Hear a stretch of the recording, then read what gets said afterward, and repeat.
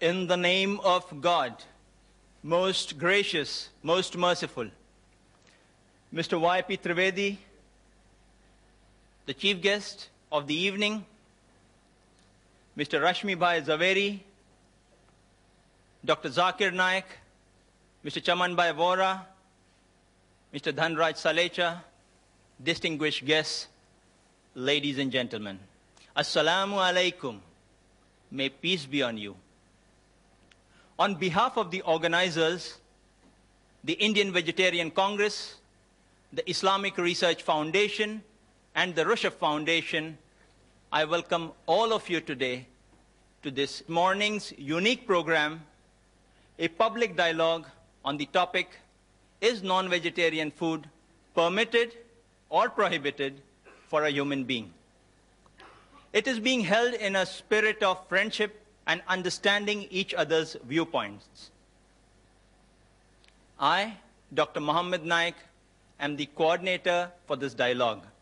Hence, I occupy a neutral position. It is my onerous duty to ensure a fair and proper conduct of this meeting. Therefore, I would request both our speakers as well as the audience to maintain due decorum for a healthy and lively debate, as well as a dialogue. Now we would have the past president of the Indian Vegetarian Congress, Mr. Jayantilal R. Doshi, welcoming and introducing the chief guest of the evening, Mr. Y.P. Trivedi. Mr. Jayantilal Doshi.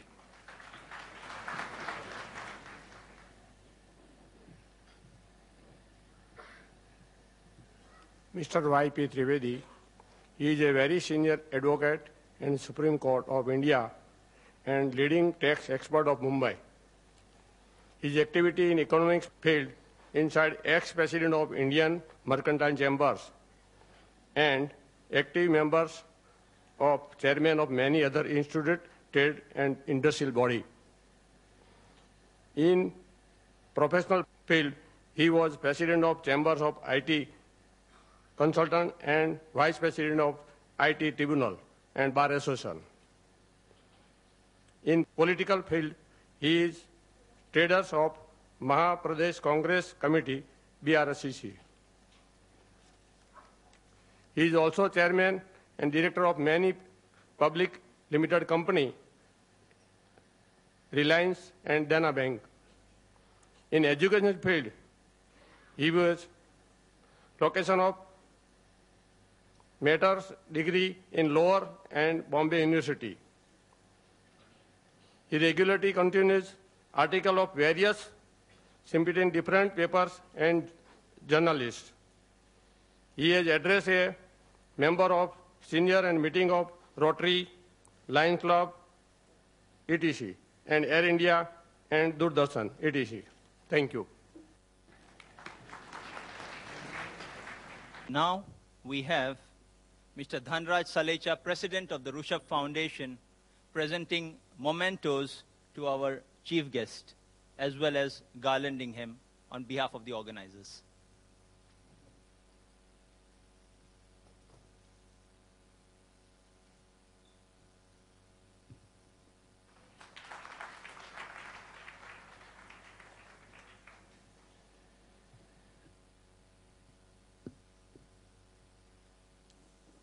Now we have our chief guest, Mr. Y.P. Trivedi, addressing our audience collected here today. Mr. Y.P. Trivedi.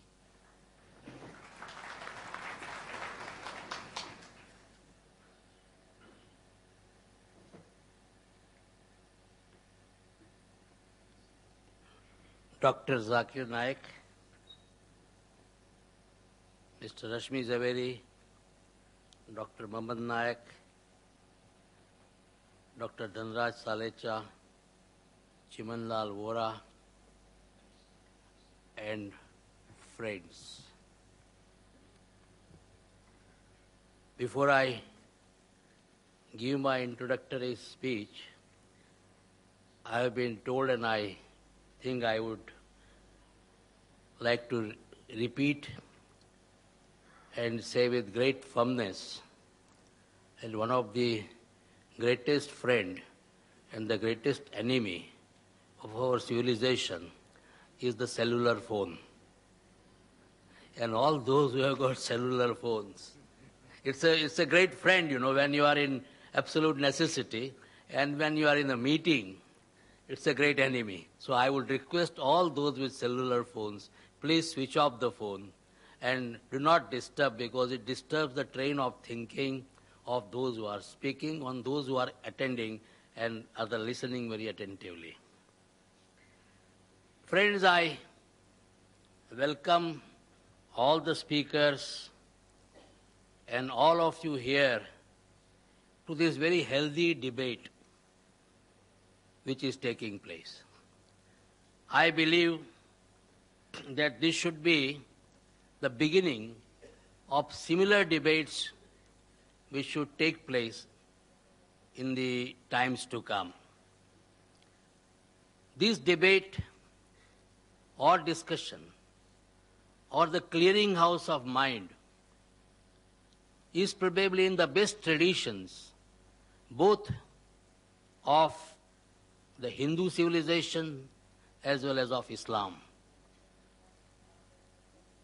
In our mythology and our history, we have such instances of such debates taking place in the courts of kings like Janak, when people from various shades of thoughts, because Hinduism was never following one particular pattern of thinking. There was Bhakti Marg, there was non-dualism, there was Advait Marg, there was Charvaks who did not believe in any god. So all of them, King Janak used to assemble them, provoking them to debate, not trying to influence anybody, but inviting the thoughts and then leaving the debate to the people at large to make up their own mind. So that was the tradition of our Hindu religion in this land of India. That was also the tradition of Islam. In the immediately succeeding years after the demise of Prophet Muhammad, Islam was a religion, Arabia was the place which was the place of learning, logics, mathematics, astronomy. All this was being discussed, and the great scholars of Arabia imbibed the thought, made inquiries, and transformed that knowledge thereafter to the Western world. According to me, the Renaissance movement in Europe owes its origin to the thinking of these Arab thinkers who were great stalwarts in their own time. We very often associate Arabia with thinking about Arabian Nights. But let me tell you that apart from the strides which they made in the field of fiction and some of the most imaginative fictions, at the same time in the field of science, technology, thinking, logics, mathematics, they made great strides. That is why today also, in spite of all the achievements, the West is still talking about the numerals as the Arabic numerals. And this is how Islam also in those days used to think openly. That tradition has been continued because I believe in the realm of King Akbar. He also used to call people from all religions, even the Christians who came at that time. They landed on the shore of India. They were also called and they were asked to explain what are the tenets of the religion. So this sort of a healthy debate is something which is an absolute necessity for the development of any cultured, civilized, and tolerant society. Dr. Vora said that he is neutral. Let me tell him and all of you, I am also neutral. If I would not have been neutral, I would not have been made the chief guest. And I do not wish to desire to make any final comment on the subject.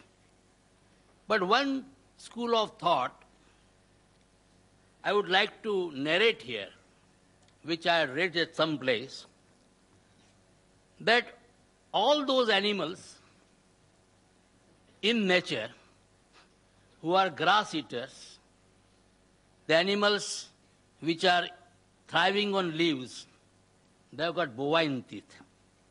They do not have canine teeth. All those animals which are eating flesh, meat eaters, they have got canine teeth, what we call rakshi. Human being is the one species which has got both bovine teeth as well as canine teeth. So it is very likely that nature wanted this species to survive. Nature considered that this species, human beings, are the most important species which should be there in this world. They should try to contribute, they should try to carry my message and take it further. So they wanted, the nature probably wanted this species to survive under all circumstances. Nobody can deny that the early Homo sapiens or Homo erectus, they're all flesh eaters. At that time there was no agriculture. If you look at the evolution as we now learn from science, it is only the advance of civilization that people started taking to agriculture. When they started taking to agriculture and started growing corns, some of them became vegetarian, some of them remained non-vegetarian, some of them became the mixture of both. They also took vegetarian as well as non-vegetarian. And most of the non-vegetarian people today also eat vegetarian food as a part of their diet. I believe that in this aspect, when you are talking whether it is permitted or prohibited, we are talking about permission or prohibition by the religion. In this one aspect, Dr. Naik, I would probably like to differ from you.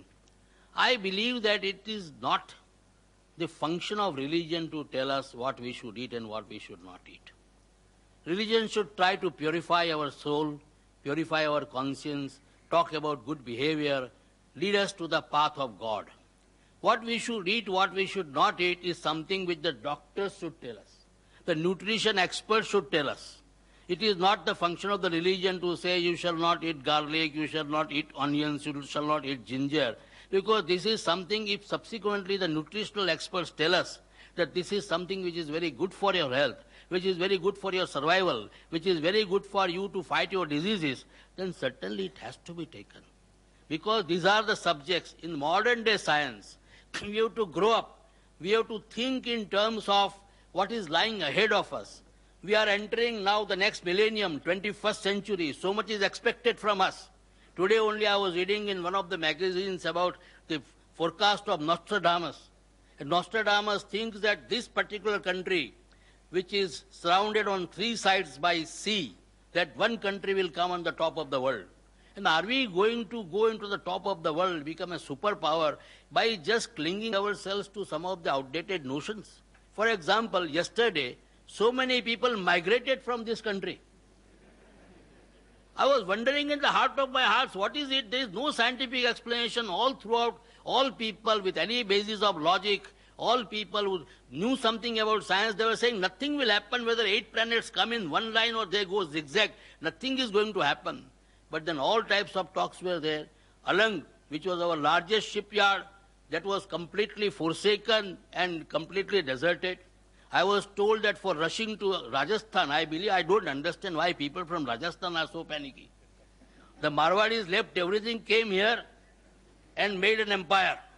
And the same Marwadis, thinking the 8 planets are there, they ran away. I was told 2,500 rupees were paid for a bus ticket for going back to Rajasthan. And nothing happened. So what is very important for all of us, if this country has to go further, if we as a nation has to make our mark, and probably the destiny is before us, we can reach great strides. The 21st century, as I've always been saying, belongs to India and Pakistan. Both of them, when they will come nearer and nearer, they will be able to become the leaders of the 21st century. And if that is going to happen, then let me tell you, we will have to get out of these old dogmas. What we should eat, we should not eat, the doctors should tell us. If a new scientific discovery is made, and I have been asked that I should eat tomatoes because it fights the cancerous growth, then I must eat tomatoes, irrespective of what my religion tells me. So I think let us go to the scientists, let us develop for ourselves a modern mind, a scientific approach. Then I think today or tomorrow, the whole world is before us. I don't want to comment on the trespass of the domain of the speakers. With these introductory remarks, I am once again trying to point out I am absolutely neutral. And I would like to hear the views of the learned people who have made research on the subject. Thank you very much. Thank you, Mr. Trivedi. Now we have brief introductions of each of the speakers before we get into the mode of formal dialogue program. We have Mr. Chamanbhai Vora, Senior Vice President of the Indian Vegetarian Congress, to introduce Mr. Rashmibhai Zaveri. Well, today I feel very happy to introduce our President, Sri Rashmibhai Zaveri, President of the Indian Vegetarian Congress. I think this public dialogue will become very, very interesting, looking to the introductory speech given by our Chief Learned Guest, Vice P. Trivedi. So let us hope for the very good dialogue. Now, Rashmibhai Zaveri is a chartered accountant by profession. He is having his own firm, Rashmi Zaveri and Company.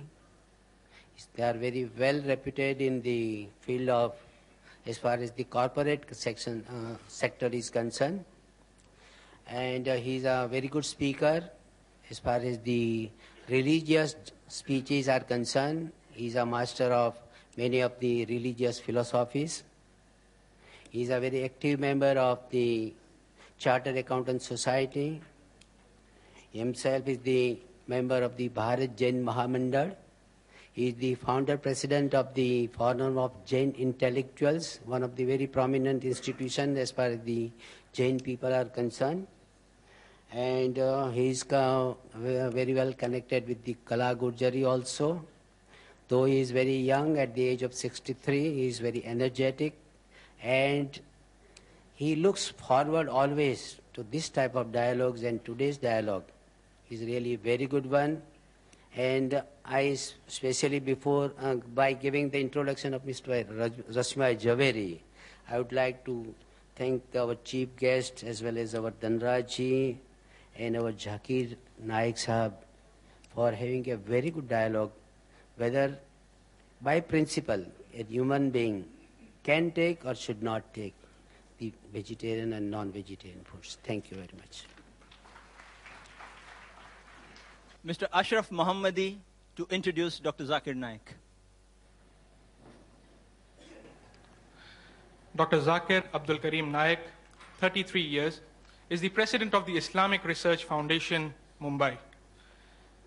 Though a medical doctor by professional training, he is renowned as a dynamic international orator on Islam and comparative religion. Dr. Zakir removes misconceptions about Islam on the basis of Quran, Hadith, and religious scriptures of various other religions. He also uses reason, logic, and modern scientific facts to remove the misconceptions about Islam.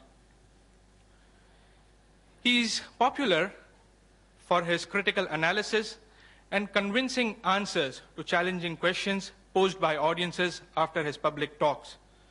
In the last 3 years itself, he has delivered more than 300 public talks worldwide. Dr. Zakir also appears on various international TV and satellite TV channels throughout the world. He has also participated in various symposia and such dialogues with prominent personalities of various faiths.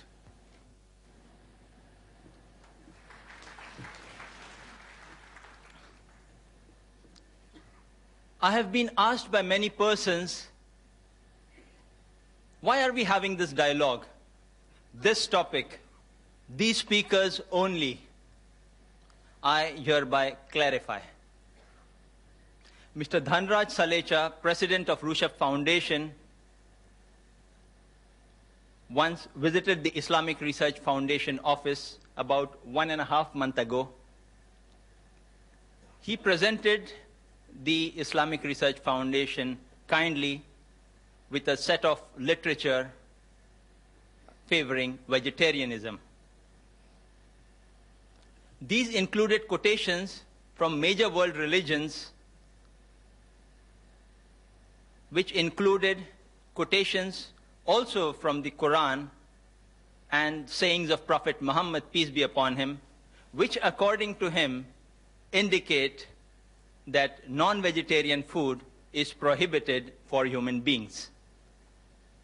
After some discussions, Mr. Salecha proposed that a public dialogue be held at Patkar Hall between Mr. Rashmi Bhai Zaveri, President of the Indian Vegetarian Congress, and Dr. Zakir Naik, President of Islamic Research Foundation, on the topic, is non-vegetarian food permitted or prohibited for a human being?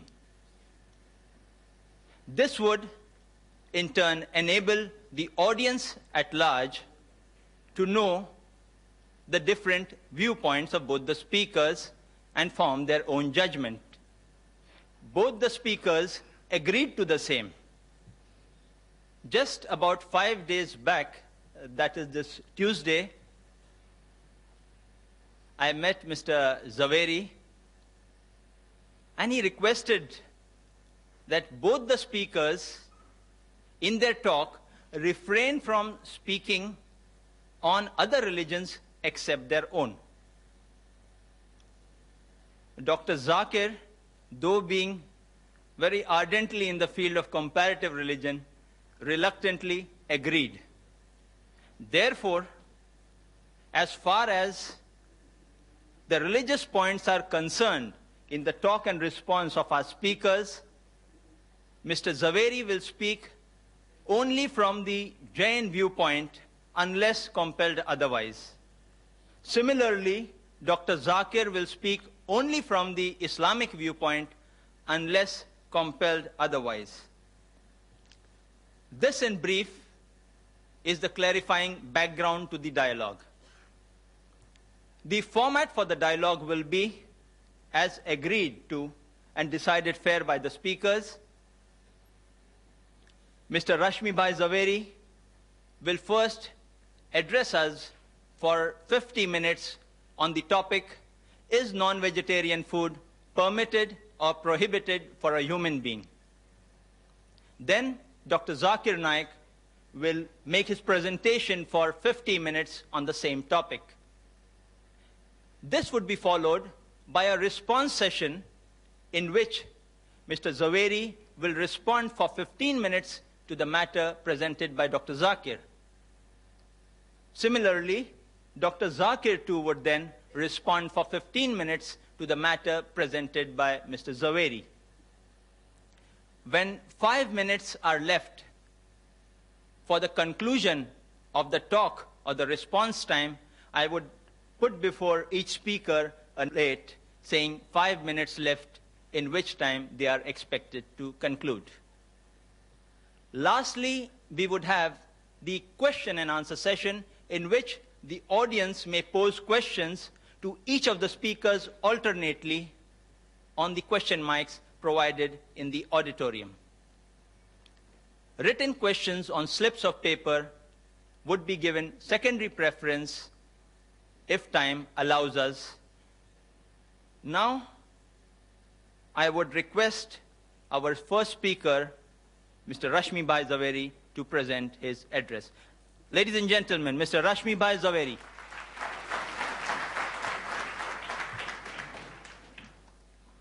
Before I start my talk, I am really very happy that this atmosphere of brotherhood, it has really moved me. And I will request Dr. Zakir Naik to come forward and let's have a Gale Lag Ja scene.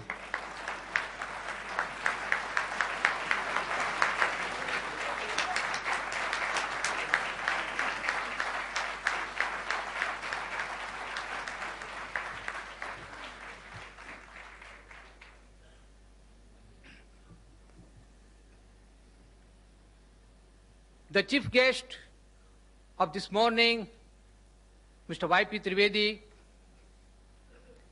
President of Rushabh Corporation, Sri Dhanraj Salecha, the learned speaker, Dr. Zakir Naik, the expert commentator, and the coordinator, Dr. Ahmed Naik, Vice President of IBC, Sri Chaman Bhai Vora, other dignitaries on and off the dais, my friends, brothers and sisters. First of all, I must acknowledge the dedication, the sincerity with which all the three organizations, particularly Islam Research Foundation, has taken pains in arranging this lecture. I don't mind and I don't hesitate in saying the entire credit goes to IRF.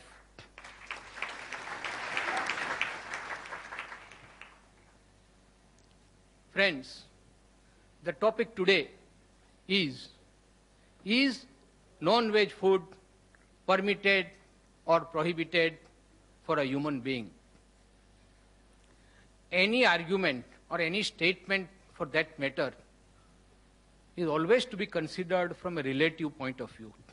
There cannot be any absolute truth, there cannot be any absolute statement that it is 100% prohibited or 100% permitted. So friends, let's see, as very rightly put in by Mr. Trivedi, who started the ball rolling, that we will not speak only from religious point of view. Religious has to enter. You can't divorce it from today's subject. But I would like to speak on this topic, that non-veg food is prohibited for human being from various angles. For example, geographical reason, historical reason, moral, ethical and religious reason, economical, environmental and ecological reasons, natural reasons and psychological reasons, and above all, medical reasons.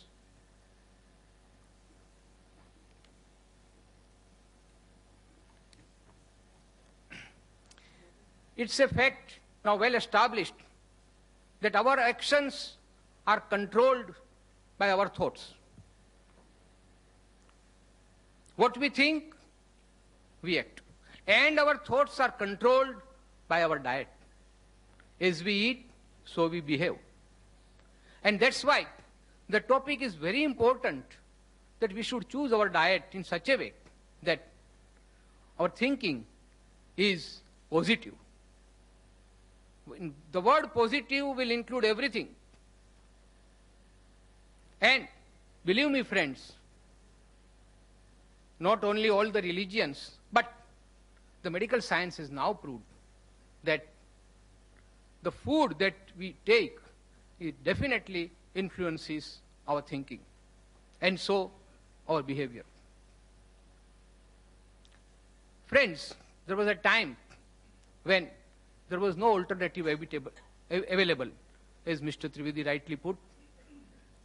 There were places on this world, and there are even now places where there is no availability of vegetation. It is simply not possible because of the extreme circumstances. But now the world has progressed so much that there is a very advanced system of transportation which is available to us.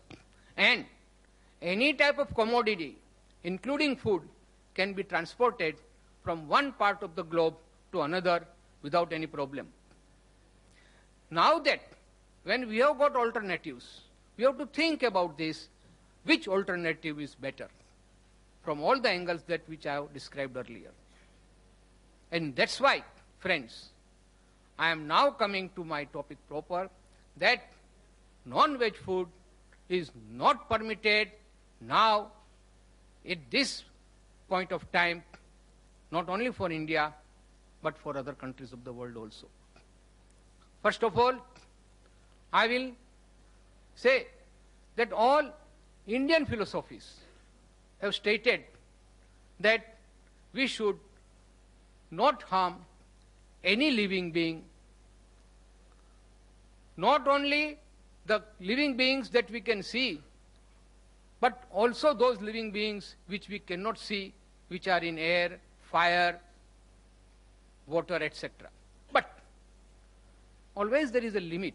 It's very difficult for a human being to refrain from total ahimsa, total hinsa or violence because of his needs. So that is why Lord Mahavir stated that at least you limit the essential killings, but absolutely no killing for your own selfish motive or for your own needs of hunger, etc. And that is why under Jainism and most of the Indian philosophies, non-veg food is totally prohibited. Now this is a religious aspect. I will not go very deep into it. But the psychological aspect, the effect that non-veg food has on our thoughts and deeds, that is the most important part. The learned authors, I will not now quote the names of the books and authors because that will take time. But I have got all the authorities with me. It is said that veg diet reduces needless suffering in the world and also preserves our ecosystem. See, when I talk about alternative, you look here, or you look at the wild animals who stay in jungle. Those who are carnivorous, they will restrict themselves to meat eating only. But those animals which are herbivorous, they will never go for meat eating. Only human being is such, because of some false notions, I will say. The human being has been both a carnivorous and herbivorous. As I said, if alternative is available, why should we go for unnecessary killing? The basic principle underlying this theory is non-violence, love, and compassion for animals, birds, fish, etc. Because flesh food falls in not essential category, while vegetarian food comes under essential category.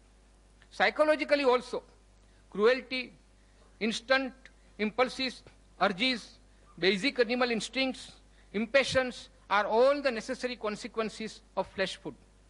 By eating animal flesh, man will ingest all the animal instincts, the 4 basic animal instincts of food, fear, possessiveness, and reproduction. These are there in men. I don't say no. But they are the basic instincts. We have got a reasoning mind.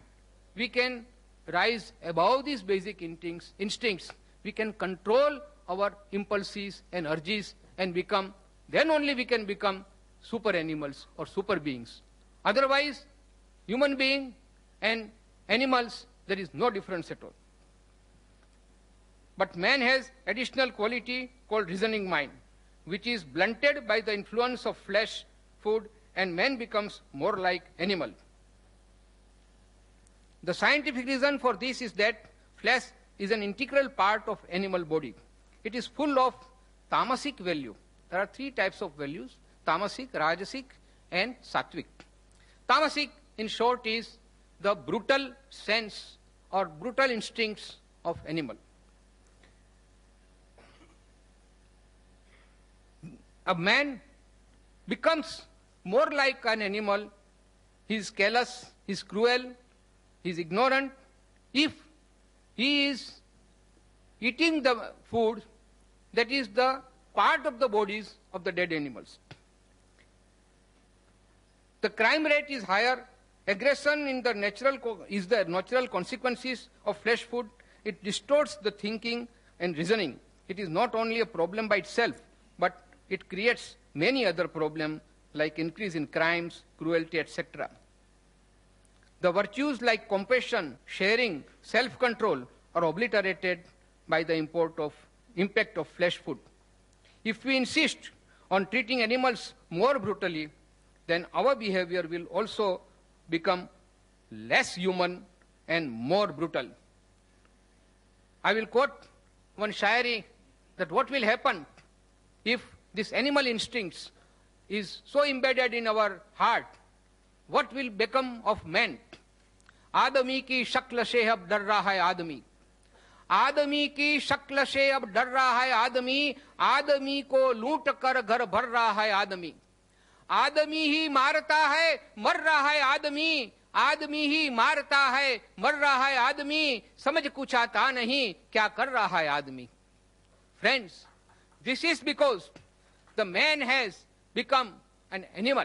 He does not then distinguish between whether he is an animal or a human being, because this is the influence of the food, the flesh food that he eats. Flesh food is the cause of PMS syndrome, that is preposterous mood swing and psychological distortions. Thus, it is now established that if flesh food is the root cause of moral and spiritual degeneration. We at Indian Vegetarian Congress, we are working for important task, since it will lead to a more humane world at peace with animal kingdom and with each other. We at IVC define a vegetarian as one who does not at any time or under any circumstances eat meat, fish, fowl, eggs, or any other type of flesh food. Vegetarian does not come from vegetable. Now this is very important, friends, understand.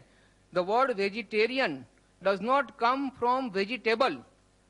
The root is, it is derived from the word vegetus, V-E-G-E-T-U-S, meaning whole, sound, fresh, lively. Nothing is more powerful than an individual acting out of his conscience, thus helping to bring the collective conscious to life. That is what Norman Cousins said. And what does Albert Schweitzer has to say? Until man extends his circle of compassion to all living things, man will not find peace for himself. It is a man's sympathy with all creatures that first makes him truly a human being. Now, friends, I will go next to the most important topic, and that is the medical viewpoint. It's a fallacy, friend. It's a myth to say that we don't get enough protein from veg food. And that is why a man must have flesh food that is rich in protein. I'll come one by one to these myths.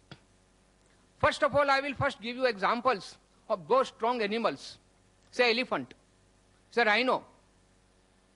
These are the strongest animals on this earth. Are they meat eaters? No. They are pure veg. Even if they die, they will not eat meat. Even then, they are the strongest. Take example of horse. We talk about horse power. It's the most powerful creature useful for our purpose, and that is also a pure vegetarian. And take examples of cattle, cows, bullock, and other animals. They are not only useful to us, but they are pure vegetarian. My point here is that those vegetarian animals are strong enough and they don't need any flesh food. In fact, if stupidly flesh food is given to these veg animals, what will happen? You all know about the mad cow disease, the syndrome called BEC. Friends, this BSE, bovine spongiform encephalopathy. You know what happened a few years back in England? It was a result of feeding rendered sheep byproducts to cattle as protein supplement. These sheep were infected with scrapie, an AC disease known for over 200 years. Now, if sheep food can make a cow mad, what do you expect the result on human being? Millions of innocent cows were killed mercilessly just because they were suspected to be infected with BSE, and that too for no fault of theirs, but the stupid ways of feeding sheep protein on absolutely unnatural diet for a cow. So is the case with humans. Animal protein is not natural for us. Similarly, millions of chicks were destroyed in Eastern Asia countries because they were infected with certain disease. Now coming back to healthy diet, I will quote from one Dr. Dean Ornish, who has written a very learned book on how to reverse heart disease without surgery or drugs. And this book, my friends, is the best seller in America now. It has really created interest in the people of America and all over the world for that matter, that veg food is definitely better from medical point of view. He has given two types of diet, one reversal and one prevention of heart disease. Both are strictly veg diets because he has proved scientifically that veg food is the best food for a human being. It not only helps heart patients but also reduces risk of other degenerating and fatal diseases caused by flesh food, diseases like cancers of colon, cancers of breast, cancers of prostate, obesity, high blood pressure, stroke, diabetes, gallstones. The Surgeon General of America has confirmed this in the report on nutrition and health. He has given certain facts for protein. Friends, we'll have to be a little technical about it. The protein is formed from building blocks called amino acids. These are of million varieties, of which only 3 are critical for us: lysine, tryptophan, and methionine.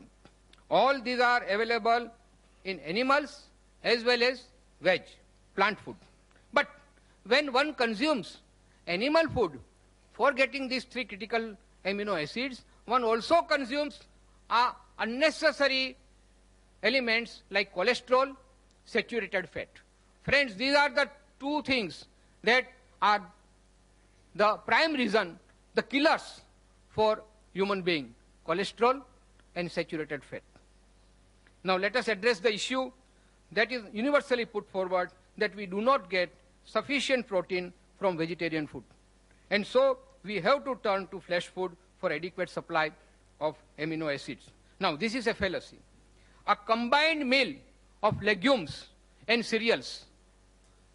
Legumes means dal, pulses, and cereals mean wheat, rice, etc.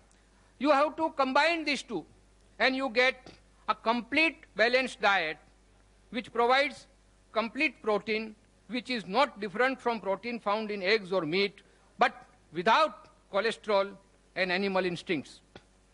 One dietetic association has stated positive relationship between vegetable lifestyles and risk reduction for several chronic degenerative diseases, as mentioned earlier. It has confirmed that veg diet is healthier and more nutritious. Plant food is totally free from cholesterol, which is found in both.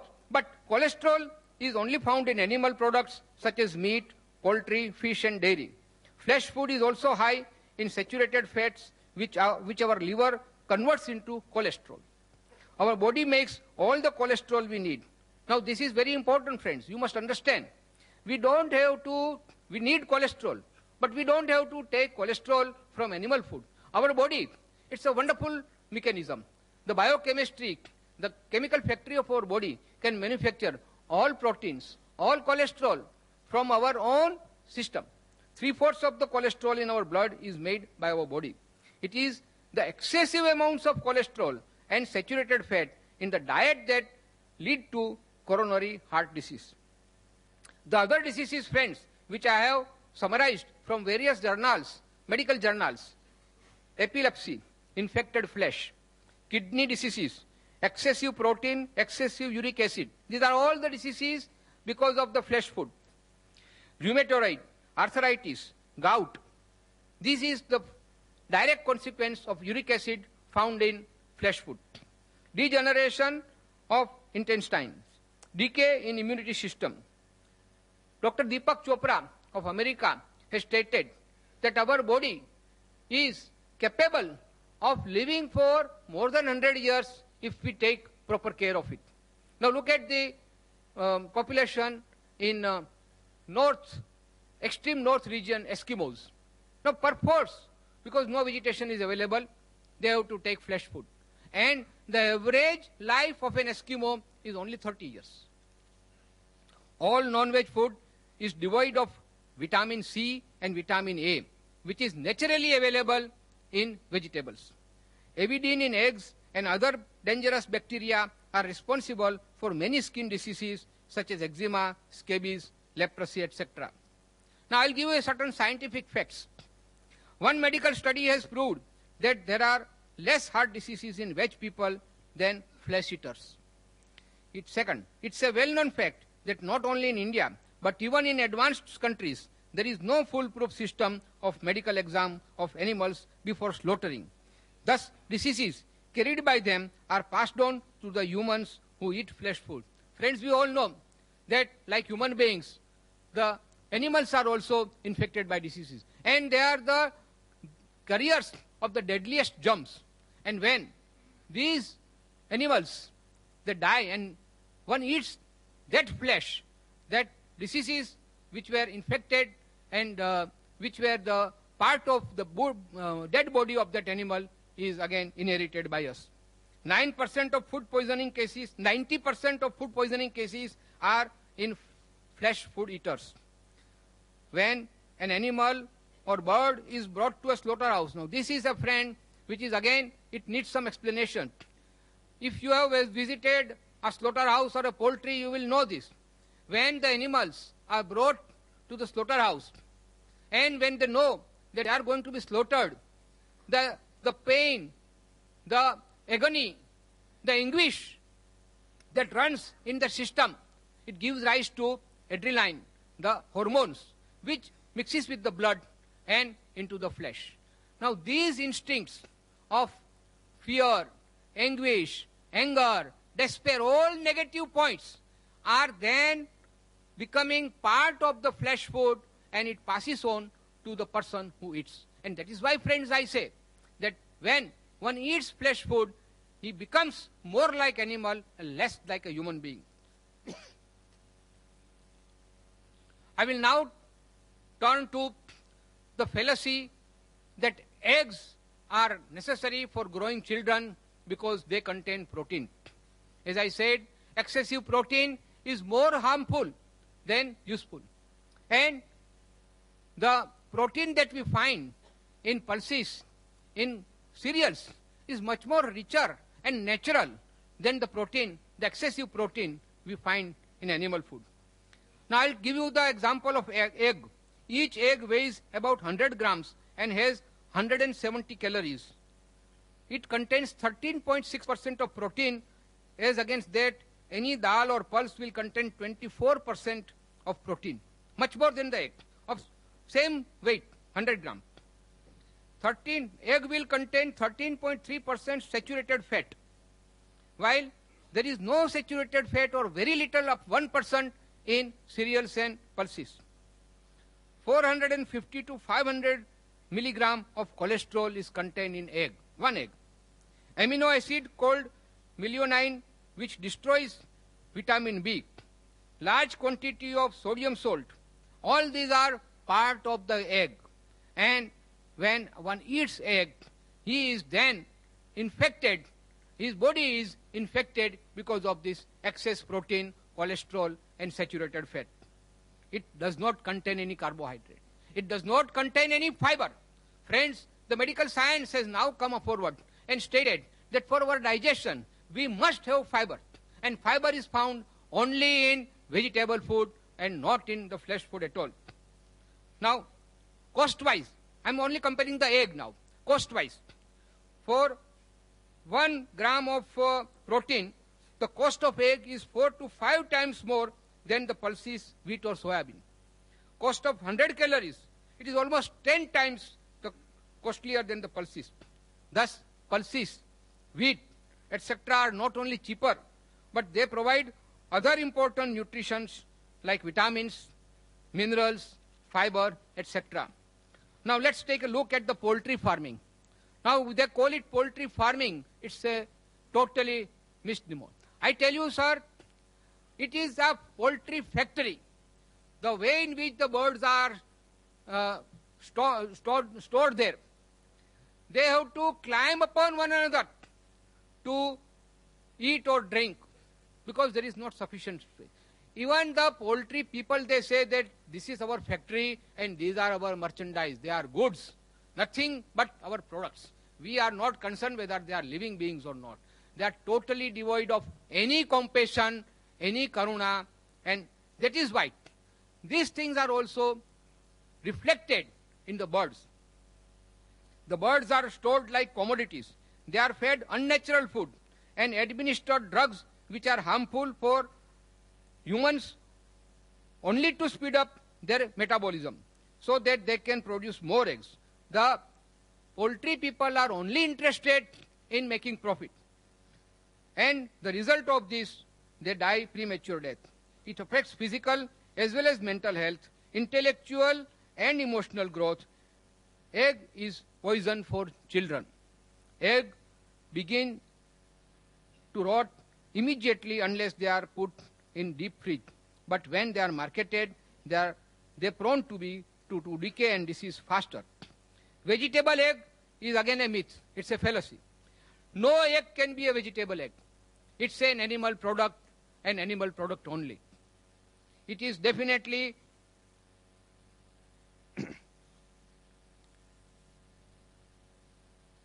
it's definitely an animal product. It can never be called vegetable item. It's a misnomer. It's a deception. Friends, I will now turn to the economical aspect. Now, these also I have studied from various journals, medical science, and more important from the statistics department of the government of India and government of America, the UK government, etc. But I will not, that's why, give you the citations during my talk, but I will give you the summary. UK. The survey has stated the land required to produce the fodders to feed the animals to obtain flesh food is 14 times more than that required for vegetable diet to feed men directly. Because what happens? First you grow fodder. You feed it to the animals. And then you kill the animals for flesh food. And that is how you get your flesh food. But if the same land is used for agriculture, for pulses and cereals, that same piece of land can support many more families. And here only few families can be supported by using this land for pasture. I have been given one statistics. 10 square acres of land can support 10 heads of human beings or 10 heads of cattle for the whole year. But 10 heads of cattle for meat cannot support even one single person throughout the year. Natural grass or pasture can and grain crop both genetically belong to grass family. You see, once the crop is harvested, what we have is sashish or stalks. These are again the source of, excellent source of biochemical fertilizer or manure. Look how many crores of rupees of our foreign exchange we are wasting on artificial fertilizer and chemical fertilizer, which we all know is extremely harmful to us. But because we are not able to get the natural manure which we can get from cattle and animals, we are destroying them, foolishly destroying them for our own food. But we are not considering the fact that the manure that these animals produce are much more economical, much more healthier, and much more useful to our country. It's now well-known fact that 16 kilograms of food grain are required to be fed to one animal for forming 1 kilogram of meat. Thus, by feeding animals reared for slaughter, the country is deprived of vital food grains which can feed many, many more people. So, not only for growing food, but also for pasture and for manure, we require land. The human oncogene work done by Professor Wilbing from Massachusetts, it has stated that to obtain 1 calorie of animal flesh, 7 vegetable calories have to be spent. Then the studies further shows that the land needed to graze one average animal can sustain 5 average families. Friends, I will not burden you with facts and figures, but the summary of all this is that it is very economical to feed people on veg diet rather than on flesh food. Now let's take the other point of view of economy, ecology, environment, slaughterhouses, etc. Production of animal flesh food require more land, more water, more food grains for feeding animals meant for slaughtering. Now this will again destroy or rather disturb the balance of our ecology and environment. Because the resources are always limited, we have to make best use of that. Either we grow crops or we rear animals for slaughtering. And look at the way the slaughterhouses work, how they are maintained. It's simply a hygienic horror. The conditions are appalling and totally unsanitary all over the world. Yesterday only on internet I got a report from foreign countries, advanced countries of America and France, that the conditions of slaughterhouses there also, it is reported, are totally unsanitary. I got a copy of white papers from Government Accountability Project of America, fighting filth on the kill floor, a matter of life and death for America's families. Slaughtering of animals, meat processing plants, and finally most unhygienic ways of transport and sale of flesh food has made flesh food totally unfit for human consumption. And do not think for a moment that imported, packaged, nicely packaged meat or canned meat is totally hygienic. No, my dear friends, that is also coming from those slaughterhouses where all these things which I have stated of medical science will apply. Not only that, they add certain preservatives, certain chemicals, certain additives which will keep the meat fresh. Environmental consciousness in India and abroad has now driven many people to vegetarianism.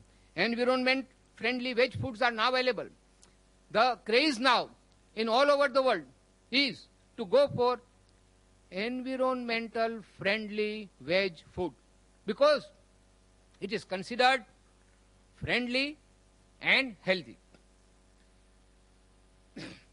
The green factories or glass houses are now exporting plant food, including fruits, to those countries which cannot grow them because of climate. The modern transportation system has given a much better alternative for food choice. In fact, for developing nations like India, government and NGOs should give more emphasis on larger production of more exports of plant food, which will solve the economic development of our country. Now look at the pollution. The pollution caused by legal and illegal slaughterhouses is terrific. The discharge of effluents from even so-called modern abattoirs is in the open and exposed to elements and public gaze. The carcasses of animals, the flow of blood, the horrible stench, etc. will add to the pollution. Ecological balance.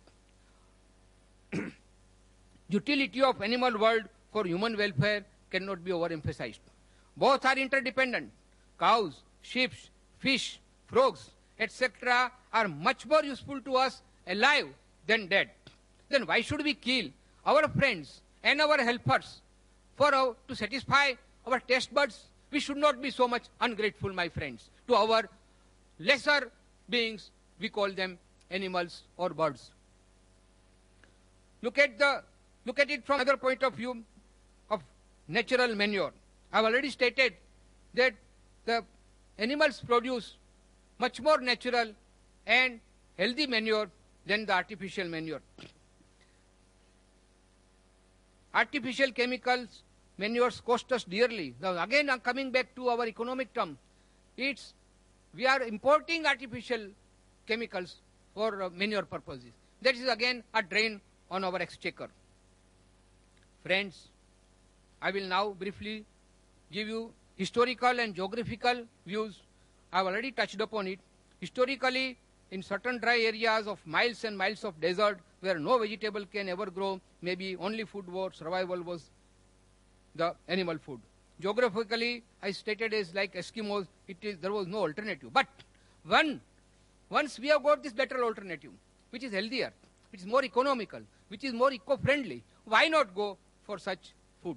And friends, I will now go to the most important point, which will prove my point beyond any doubt, that why man is vegetarian by nature. I've got some 16 points here to compare how our body is built up. As Mr. Trivedi has started the ball rolling in this fashion of bovine teeth and non-bovine teeth. Teeth embed. Now I will first say about herbivorous. Teeth of herbivorous animals are embedded in the jaws, short, blunt, close to one another. While in carnivorous, they are sharp, pointed, long, and conical.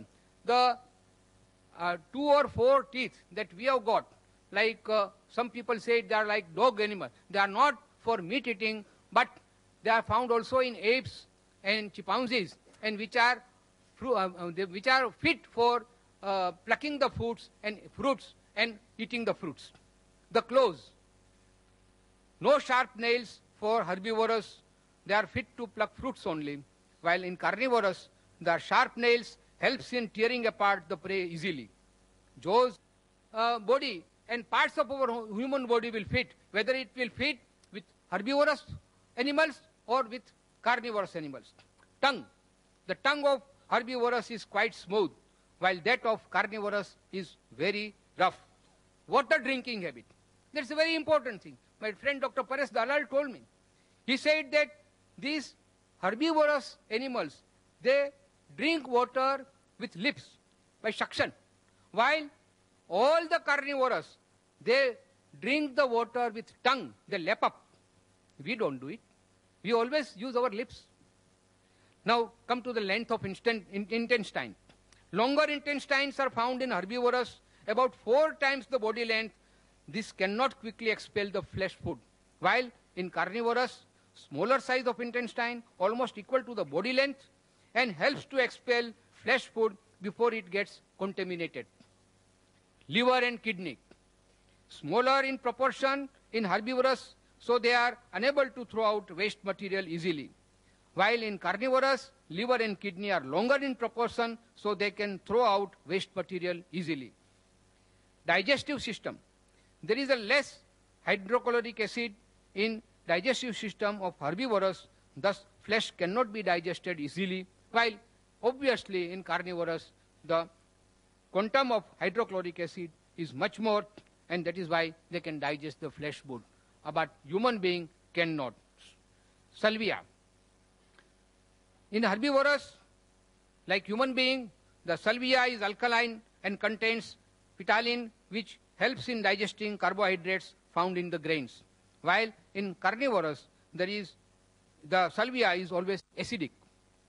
The blood pH is alkaline, like human being and herbivorous, and acidic in carnivorous. The blood lipoproteins. Human blood lipoproteins is similar to all herbivorous, while it is not similar to that of carnivorous. Sense is weak. All the senses, particularly the eyesight, is weak in herbivorous and very powerful in carnivorous.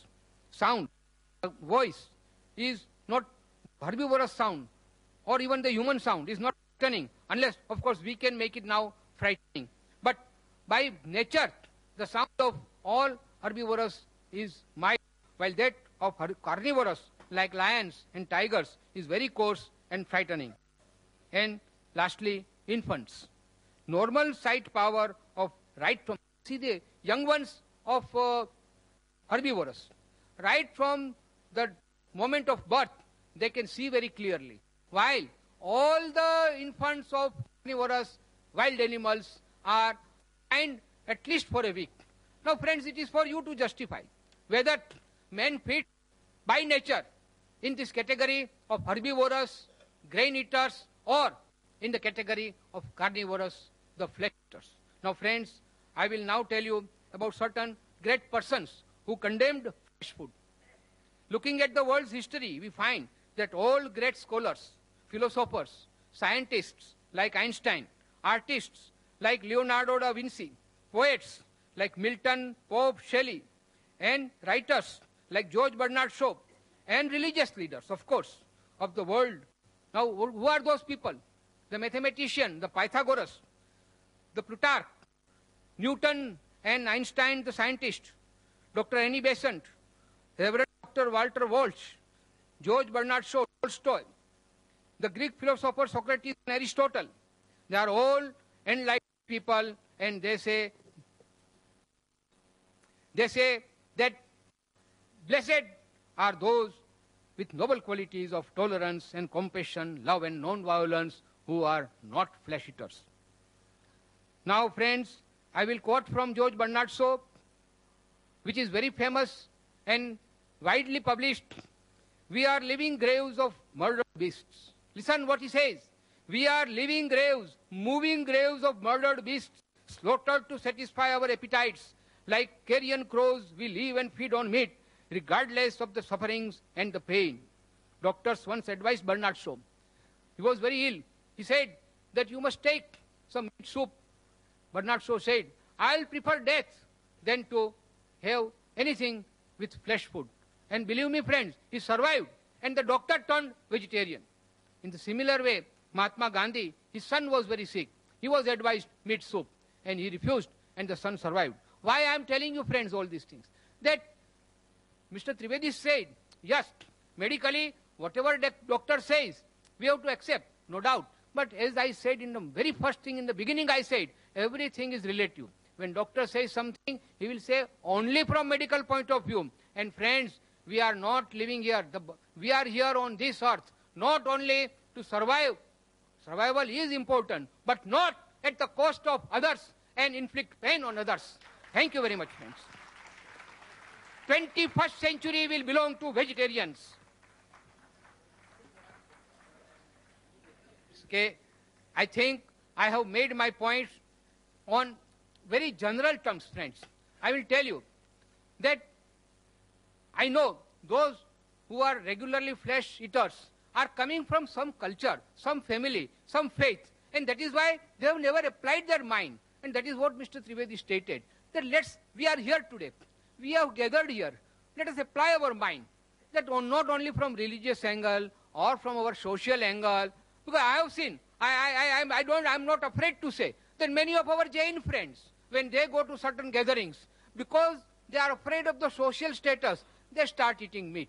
I don't like that. But then it is for everybody, whether he is a vegetarian or a non-vegetarian. Apply your mind. Try to see from all these angles whether it is permitted or prohibited from our own health point of view, from the national point of view, from the social point of view, from ecological, from environmental, and above all, from compassion point of view. Friends, when nature has created all animals, all humans, all creatures equal, nobody has got right to kill anybody just to satisfy his own palates. Thank you very much.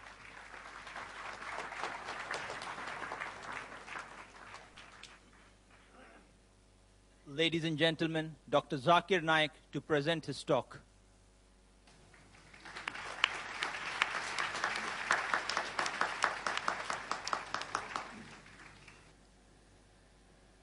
Alhamdulillah. Wassalatu wassalam. Ala Rasulillah. Wa ala ali wa sahbihi ajmain. Amma ba'd. A'udhu billahi minash shaitanir rajim. Bismillahir rahmanir rahim. Ya ayyuhal lazina amanu. Awfu bil uqud. Uhillat lakum bahimatul anam. Illa ma yutla alaykum.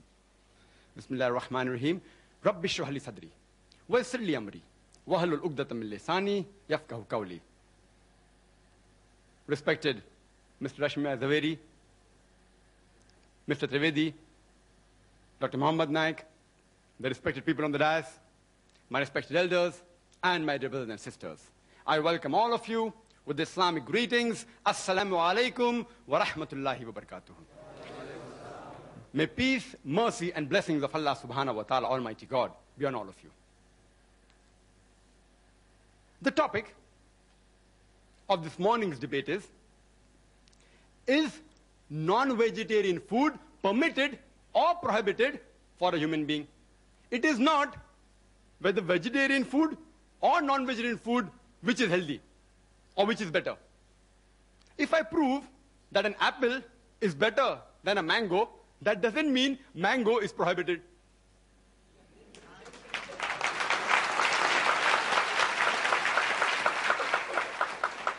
This statement is sufficient to end the dialogue for me, but I have to reply.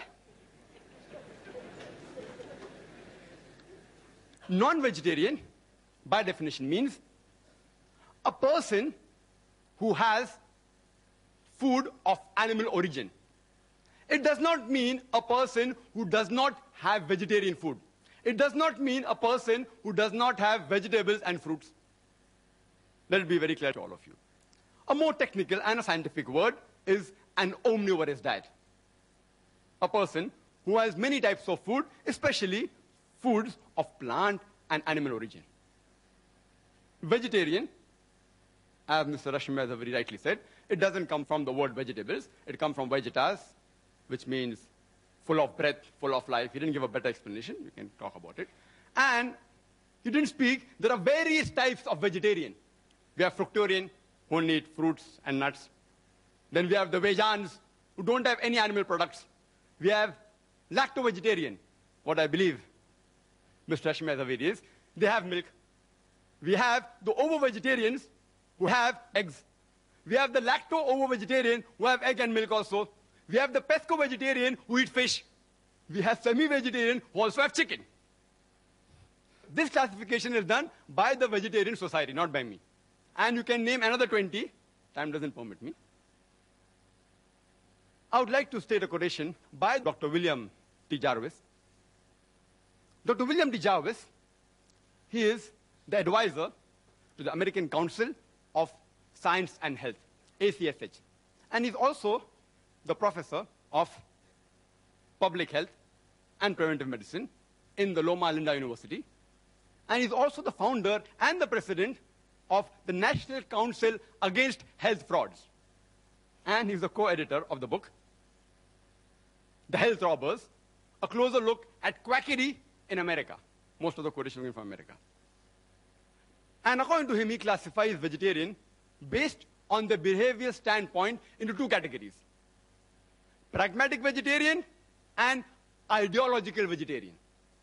A pragmatic vegetarian chooses his diets on objective health reasons. He is more reasonable in his approach rather than emotional. The ideological vegetarian, on the other hand, he chooses his diet based on a principle, which is based on an ideology. He's more emotional rather than reasonable. And Dr. William T. Jarvis says, one can spot an ideological vegetarian by his exaggerations of the benefits of vegetarianism. And you could see that in the talk which preceded my talk. Exaggeration of benefits of vegetarianism and the lack of skepticism and the overlooking of the fact that extreme vegetarianism can lead to potential health risks. He says that the ideological vegetarian, he pretends to be like a scientist, but he's more like a lawyer than like a scientist. And you could see that in the talk by the learned speaker.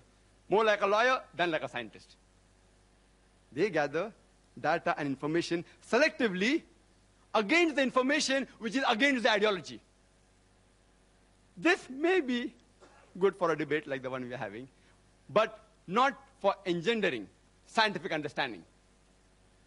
Dr. William T. Jarvis says that ideological vegetarianism is filled with hypotheses. It is filled with extremism from which even scientists and doctors are not immune.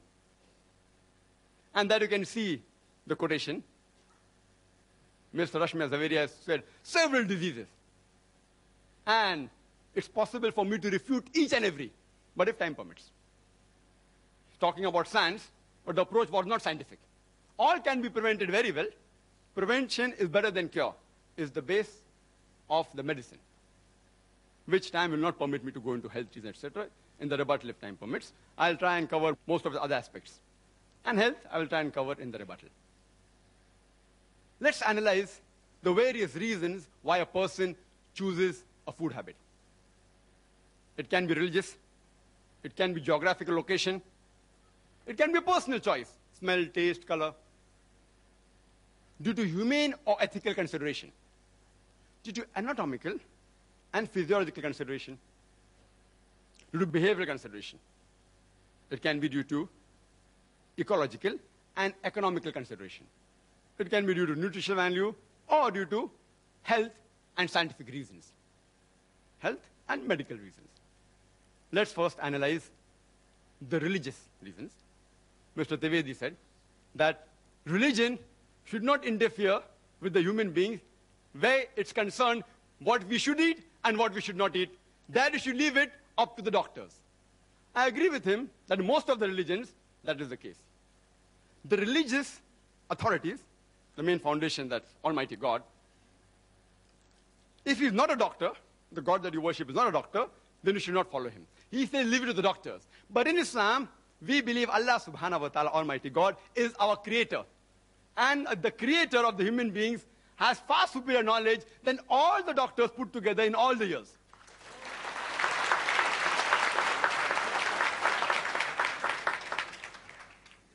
And you can find the statements, as Mr. Ashmed Zaveri said, all from doctors. He's quoting from these books, which I think is available for sale outside, all these books. I will touch on some of these points, all out of which many are fictitious. Fictitious don't exist at all.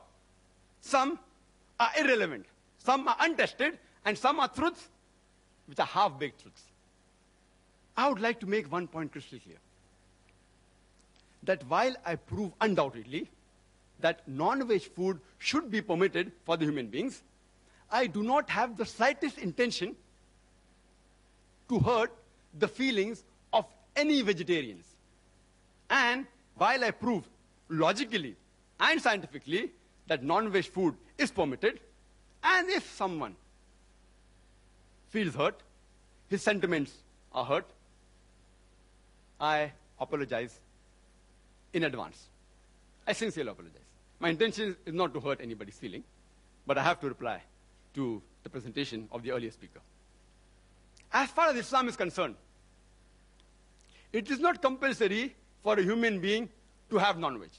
A Muslim can be a very good Muslim even by being a pure vegetarian. But when our Creator, Almighty God Allah subhanahu wa ta'ala, gives us permission to have non-veg, why should we not have it? And I started my talk by giving a quotation from the glorious Quran, from Surah Ma'idah, chapter number 5, verse number 1, which says, Ya ayyuhallazina amanu, O you believe, awfu bil uqud, uhillat lakum bahimatul anam, illa ma yutla alaykum. Fulfill all your obligations, and lawful for you for food are all four-footed animals with the exceptions named. Quran further says in Surah Hell, chapter number 16, verse number 5, that cattle has been created by God for you. In it are various benefits. You derive warmth, and of the meat you can eat. The same message is repeated in Surah Mu'minun, chapter 23, verse 21, that you can have the meat of the cattle. Let's analyze the geographical reasons and the surrounding environment. And as we know, it influences a person's food habit. Like people living in the coastal region, the Kokanese, they have more fish. People living in South India, they have more rice. People living in the deserts, where there's scarcity of vegetation, people mainly survive on the flesh of animals. The Eskimo, the Arctic region, where there's scarcity of edible vegetation, they survive more on seafood. And Mr. Zaveri said that he knows that vegetable is not available in certain parts of the world, but today, due to advancement of transportation, we can supply them with vegetables. I would request the Indian Vegetarian Congress to supply, at least give the transportation cost, that's all, to supply to the Eskimos, to supply to Saudi Arabia. You get vegetables in Saudi Arabia, it is more expensive. Why? Because the cost of transportation. That makes it more expensive. It is illogical and unscientific to spend more money to buy a food which is less nutritious. Let's analyze the humane reasons, the ethical reasons, and the pure vegetarians. They say that all life is sacred, and no living creature should be killed, they fail to realize that today it's a universal fact that even plants have got life. So the main argument on killing a living creature doesn't hold good today. Previously, maybe, a couple of centuries ago, it may have held some weight, but today it carries no weight. Then they further argue today and they say, yes, we know that plants have got life, but they can't feel pain. Therefore, killing a plant is a lesser crime and lesser sin as compared to killing an animal. Today, science has further advanced and we have come to know that even the plants can feel pain. They can even cry. But the cry of the plant cannot be heard by the human ear because the audible frequency range of the human ear is from 20 cycles per second to 20,000 cycles per second. Anything below and above this, the human ear can't hear.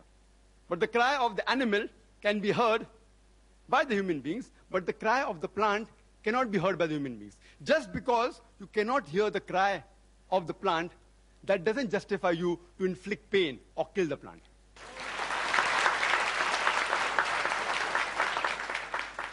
There was an ideological vegetarian who had a discussion with me and told me that, Brother Zakir, I know that plants have life, they feel pain, but you know, plants, they have got about 2 senses less as compared to the animals.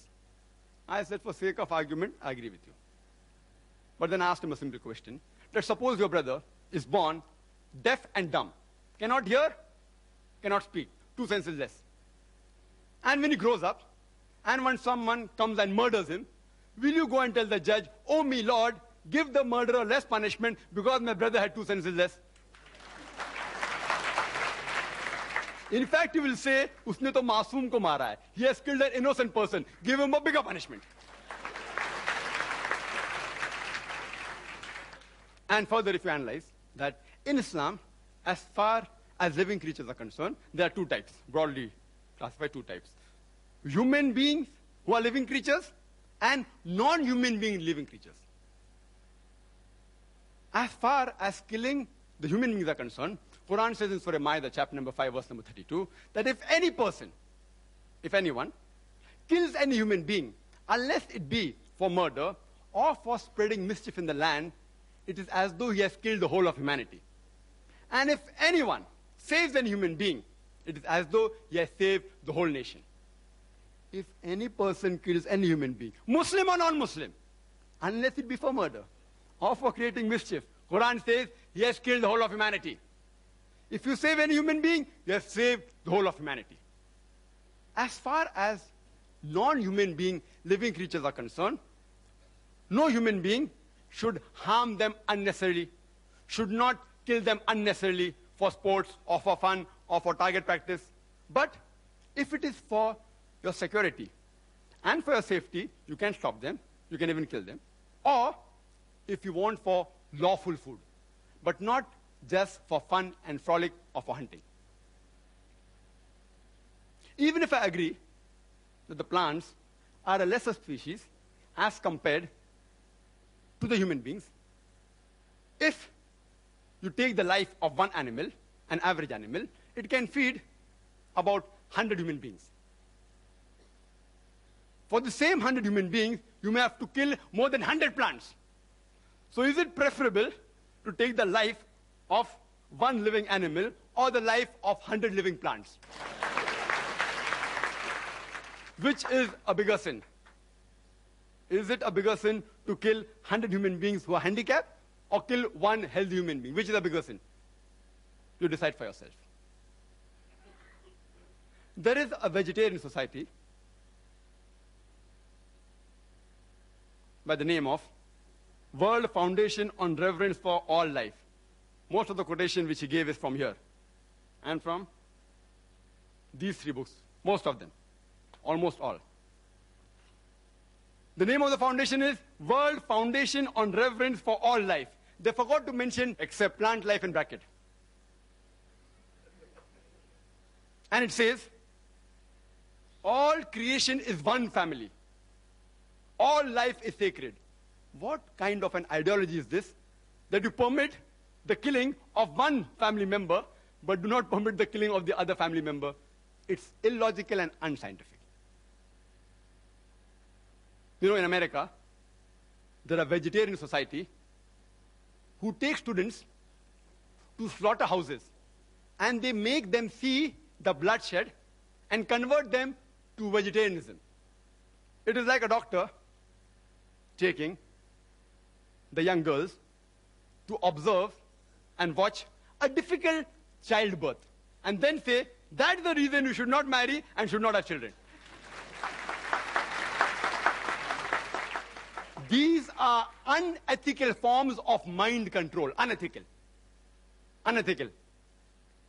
In fact, we should teach our children that when vegetables can be grown for food, why can't animals be raised for food? All life is sacred. I agree. Unnecessary killing them is wrong. But for a requirement, lawful food is permitted. Let's analyze the anatomical and the behavioral consideration. And there were a list of various things mentioned by Mr. Zaveri. You know, he was reading from paper at 100 miles per hour. I was trying to note down. How many disease? I, being a medical doctor, can answer, but how much can I answer? To name 10 diseases will take few seconds. To reply all 10 will take more than an hour. And here I listed a lot. I'll just try and tell you that if you go to authentic books, not researches made by ideological vegetarians, most of the answers are given on the medical aspect. Considering the anatomical and the physiological aspect, and rightly said that if you observe the teeth of the herbivorous animal, the cow, the goat, the sheep, they have a flat set of teeth. They only have vegetables. If you observe the teeth of the carnivorous animal, lion, tiger, leopard, they have pointed set of teeth. They only have animal flesh. Not non-veg, animal flesh. They are not called as non-veg animals. They are called as carnivorous animals. There's a difference between carnivorous and non-veg. Non-veg actually is omnivorous. But if you analyze the set of teeth of the human beings, we have got flat teeth as well as pointed teeth. If Almighty God, our Creator, wanted us to have only vegetables, why did He give us these pointed teeth for what? And Mr. Zaveri said, these pointed teeth, they are not referring to the dog. They refer to the apes. He doesn't know the scientific meaning of the word canine. Comes from the root word caninus in Latin, which means of dog. And canine means pertaining to the family of Canidae, like wolves, dogs, etc. Scientists have given this name. Canine, meaning pertinent to dog. And he said, it doesn't look like the teeth of dogs. It refers to teeth of apes and monkeys. I believe in agreeing with the argument and proving my point, then you disprove him. It's easy. Even if I agree it is the teeth like the monkeys, do you know monkeys also have non-veg? They have the lice.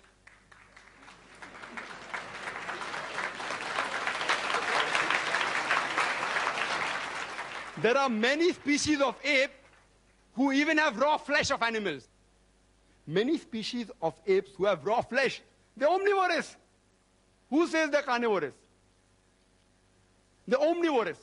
They aren't pure veg also. And many species are even called as cannibals. Some species of apes and monkeys. If you analyze the digestive system of the human being, it can digest both veg as well as non-veg. If Almighty God wanted us to have only vegetables, why did He give us a digestive system which can digest both veg as well as non-veg? And Mr. Zaveri said that we cannot have raw flesh. I agree with him, most human beings cannot have raw flesh. In the same way, most of the human beings cannot have raw vegetables, raw vegetarian diet, like raw wheat, raw rice. Can you have it? Raw moong, raw drumstick. Can you have? You'll get indigestion. So what is the argument? No, you have to cook them. I know as a medical doctor that raw wheat, raw rice, raw drumstick, if you have, you'll have problems. You can't digest them. So you have to cook them. Similarly with the flesh, we non-vegetarians, we cook them for easy digestion. But yet, there are certain human beings who even have raw meat. He gave the name of Eskimos. He didn't tell the root word meaning. the root word meaning of Eskimo, it literally means eaters of raw flesh. So there are human beings who even have raw meat. They are conditioned. Tomorrow, if you're conditioned to eat raw wheat and raw rice, even you may be able to digest it. But most human beings cannot digest certain raw vegetables. That doesn't mean you should not have rice, you should not have wheat, that you should not have drumsticks. There are, in the herbivorous animals, an enzyme known as cellulase enzyme. And every vegetable has cellulase. And this cellulase enzyme helps in digesting the vegetables. We human beings, we don't have cellulase enzymes. Therefore, the vegetables we eat, the cellulose part remains undigested, and we call them as fibers. It's undigested. On the other hand, there are certain enzymes like lipase, trypsis, chymotrypsis, which are mainly meant for digesting non-vegetarian food. If Almighty God did not want us to have non-veg food, why did He give us these enzymes? And the primitive man, as said by the earlier speaker as well as the chief guest, archaeological evidence shows us clearly the Homo sapiens, the Eskimos, the Australian Aborigines, they were non-veg. So why the change now? We have the same teeth, we have the same digestive system, and he has given a list of other comparisons which prove we can have veg. And I agree with that. Where did I ever say that you cannot have veg? A non-veg is a person who has the food of the animal products as well as vegetarian food. It's an omnivorous diet. He said that the liver and the kidney in carnivorous animal is large. In the human beings, it is small like the herbivorous, because the animals have raw meat. Therefore, they have to remove the toxin on a higher level.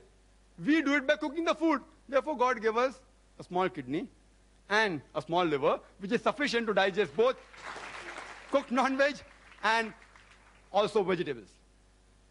Similarly, with all the arguments, HCl, it's not very acidic. Why? Because we don't require it. If we don't require it, why should God unnecessarily give it to us? Same with saliva, same with the pH of the blood, same with the lipoprotein. All the arguments are that because they have raw flesh, therefore they require it.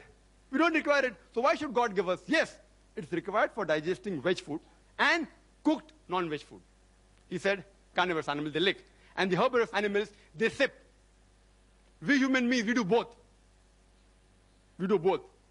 When we drink, while we drink, we sip. When we have ice cream, what do? We lick. We lick also, and we sip also, depending upon what is the food we are eating. Even the tea we can lick, not that we can't lick. But why do waste time? It will take more time. Similar with all the arguments he's given about the teeth being closed. Because we also have vegetables. If God would have asked us not to have vegetables, then maybe the teeth were far apart. He asked us to have both non-veg as well as veg food. And there are various verses in the Quran talking about various foods, pomegranates, talking about vegetables, talking about dates, etc., which we should have. The plants, many vegetarians say, that they regrow. Therefore, we aren't killing the plant, and there are some plants which have that facility, not all plants. There are various, which we cut, it regrows. So if this is the only argument, that because it regrows, you can have veg food, you know, if you cut the tail of the lizard, it regrows. Will you have the tail of the lizard? It's a delicacy. There are human beings, the Australian Aborigines, they relish the lizard. Will you have the tail of the lizard? And the answer will be no. You know what I'm doing now? I'm behaving like a lawyer. I'm feeling ashamed to answer all these things, but I have to do, because it is also a debate. I had come here so that we understand better and have a friendly understanding of each other, but I have to behave like a lawyer also, besides being logical and scientific, because the arguments put forth, anyone who has general knowledge can reply. But because people don't have general knowledge, many people aren't aware. That's why these arguments may satisfy many people.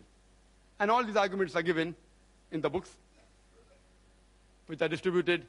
Meat Eating, 100 Facts by Nemi Chand, distributed by Jain organization, also by the Indian Vegetarian Congress. This is a book given to me by Mr. Zaveri. 100 facts about egg, vegetarian or non-vegetarian. Each and every argument can be disproved. Certain things I know that non-veg causes diseases which can be prevented. Let's analyze the behavioral consideration. He gave certain arguments. The food we eat has an effect on our behavior.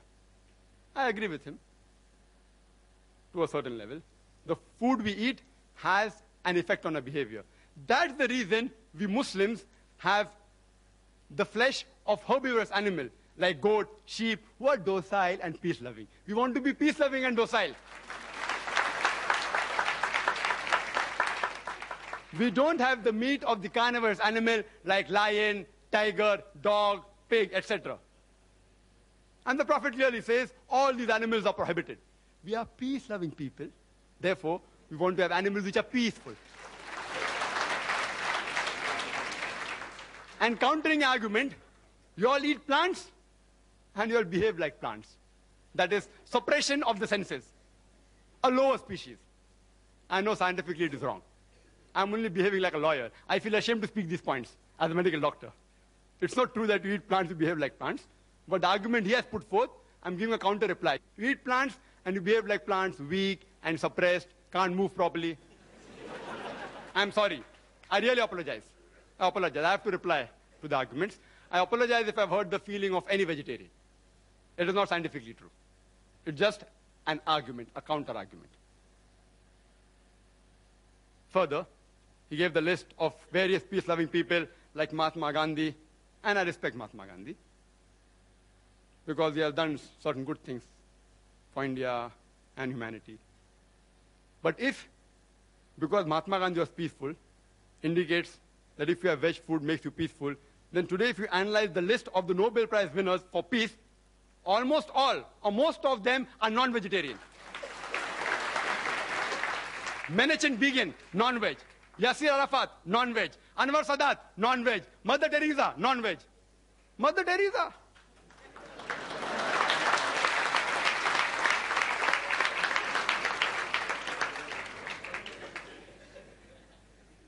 I want to ask you a simple question. Which man in the history of humankind is known maximum for killing maximum human beings? Can you guess? Hitler, Adolf Hitler. He has killed 6 million Jews. Was he a non-veg or veg? Vegetarian. Anyhow, there are crusaders of vegetarians. You know, now on the internet if you go, they say, see, Adolf Hitler was a vegetarian is a myth. He sometimes had non-veg. And the other side says that, you know, when he had gastric problems, that time we have vegetable foods only. To tell you frankly, on a scientific viewpoint, I do not consider the diet of Hitler to be responsible for him killing 6 million Jews. Neither am I telling, irrespective whether you are a vegetarian or non-vegetarian, I'm not interested in knowing, because I, being a doctor, I know it doesn't carry any weight. There were other factors which influenced him to take this drastic step, which is totally inhuman, not the diet. There are various researches done. There have been research in America on a group of students who were pure non-veg and on a group of students who were veg, pure veg. And they analyzed that the group of students who were non-veg, they were less violent and they were more social.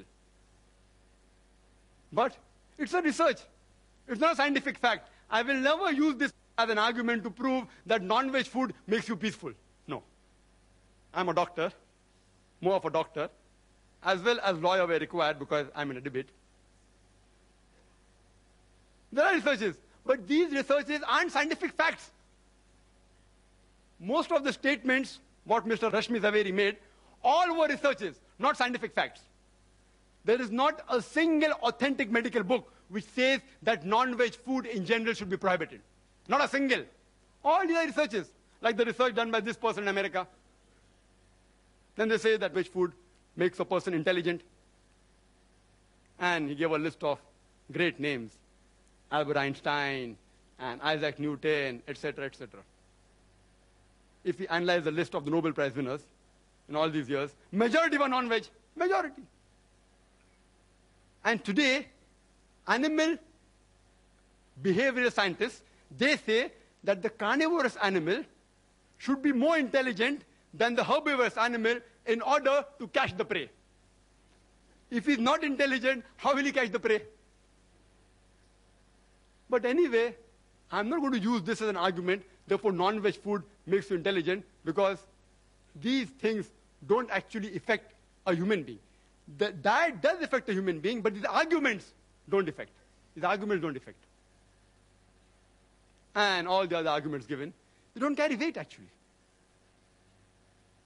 There are people who give examples that non-veg food makes you strong is a myth. It's a scientific fact mentioned in several medical books, authentic, that non-veg food is good for health. It does have disease also, you can prevent them. There are proteins, which I'll come to it later on.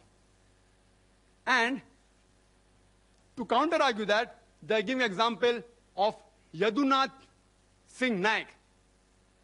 Has anyone heard of him? Yadunath Singh Naik. In the army, it is mentioned in this book, Vegetarian or Non-Vegetarian, Choose Yourself by Gopinath Agarwal. Yadunath Naik, being a vegetarian in the army, in wrestling he defeated 2 non-vegetarians. Therefore, veg food makes you strong. I feel ashamed to reply to these arguments. I feel ashamed. It's a known fact that the title holders of world wrestling, yes, there are vegetarian wrestlers also, but if you compare with the full world, almost all the title holders of world wrestling are non-veg. The person known in bodybuilding maximum, who is he? Arnold Schwarzenegger. 13 times world titles he got. 7 as Mr. Olympia, 5 as Mr. Universe, and 1 as Mr. World. What was he, veg or non-veg? Non-veg. The boxer Muhammad Ali Cassius Clay, non-veg. Mike Tyson, non-veg. Yes, of course, non-veg food does add to the strength. That is a scientific fact. That's the reason that if you analyze that when a person is convalescing from a disease, it's preferable non-veg food. Not that you have to have non-veg, it's preferable, egg, etc. And I'll come to it later on. And then they give an example of a wrestler, Professor Ram Murthy. Never heard his name. He says it's a world-famous wrestler. Who has heard of him? Anyone has heard of him? Professor Ram Murthy? No one. World-famous. Where do you get this news from? World-famous. Then they give the example of Parmajit Singh in London, pure vegetarian, who skips 2,000 times a day. Therefore, vegetarian food makes you an athlete.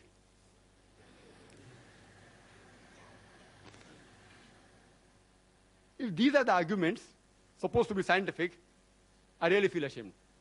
Most of the athletic record holders, here's the Guinness book. You can go through it. I've brought it along here. All mentioned about bodybuilding, athletic, 100 meters dash, all these people. If at random also you check up their dietary history, even giving benefit of doubt, more than 80 to 90% will be non-veg. But I will be a fanatic if I say that all these records are only due to the diets. I'll be a fanatic. A few records may be related to the diet, but not all.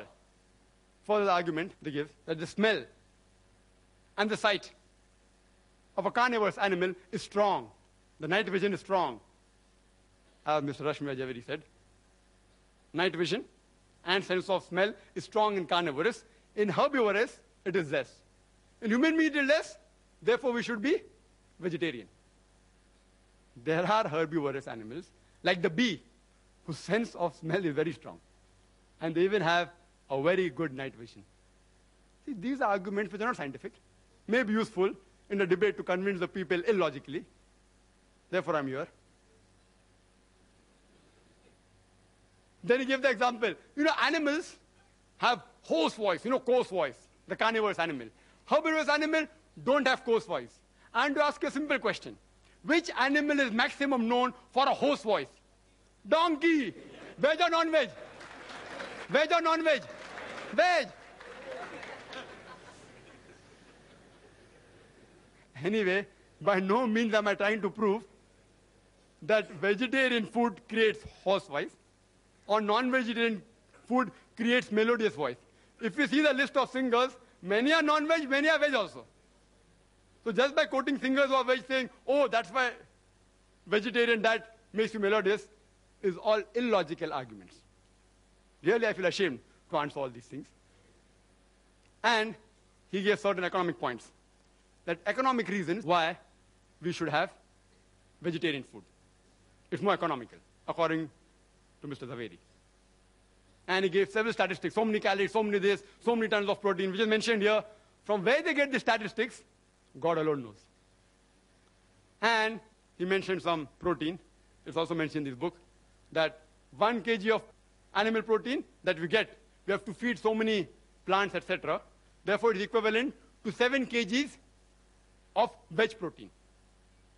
So if you're having meat for 1 kg protein, you are taking 7 kg vegetables.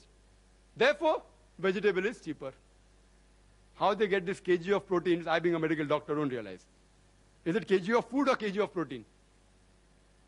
And if I agree with them, I agree with them. Okay. You say, for sake of argument, 2 plus 2 is 5. I agree, and then ask you, let's see, take 2 rupees, take 2 rupees, give me 5 rupees.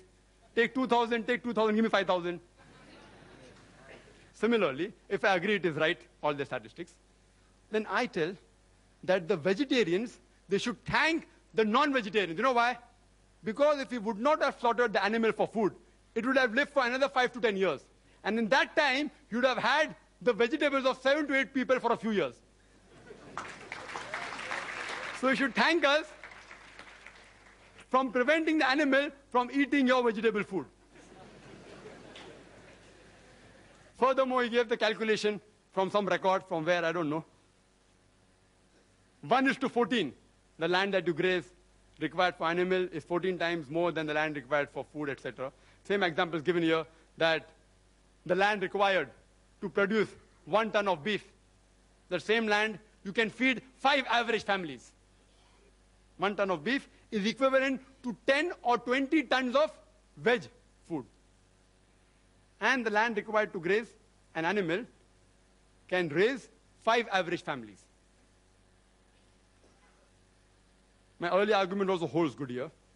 But besides that,